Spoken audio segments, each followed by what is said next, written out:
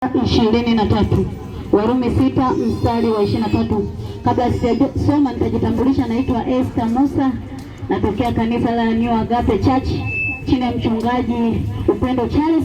Tunapatikana hapo chini bondeni. Haleluya. Mungu amekupa neema wewe mwanadamu wa Kijichi jioni ya leo kuzisikia habari njema za ufalme wa mbinguni. Haleluya. Amen. Biblia inasema, kwa maana mshahara wa dhambi ni mauti, bali kalama ya Mungu ni uzima wa milele katika Kristo Bwana wetu. Kwa maana mshahara wa dhambi ni mauti. Kwa nini Mungu ametuambia jioni ya leo kukukumbusha kwamba mshahara wa dhambi ni mauti? Pale ambapo unaendekeza, kijana mwenzangu, unapoendekeza uzinzi, uasherati, uongo, uchafu wa kila namna, maandiko yanatuambia jioni ya leo kwamba mshahara wako ni mauti. Kwa nini usimrudie Yesu jioni ya leo? Ndio maana tumekuletea habari njema za Yesu Kristo. Haleluya. Kwa nini uendekeze kuwategemea wenyeji? Kwa nini uendekeze kutegemea vitu ambavyo havina msaada kwenye maisha yako?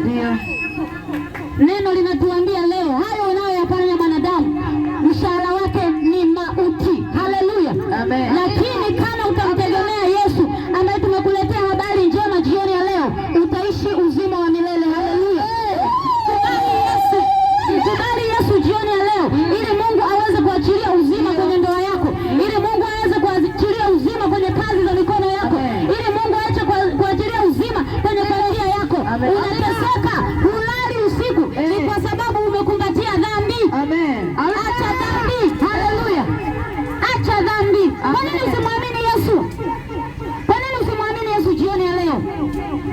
Inawezekana ukawa unanishangaa ukasema huyu binti amechanganyikiwa. Mimi sijachanganyikiwa.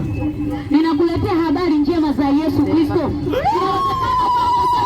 Huyu binti hana kazi. Hapana, kwamba amekosa kazi, ameamua kuja kutuhubiria injili hapa Kijichi. Hapana, nina kazi yangu na ninalipwa mshahara kwa mwezi.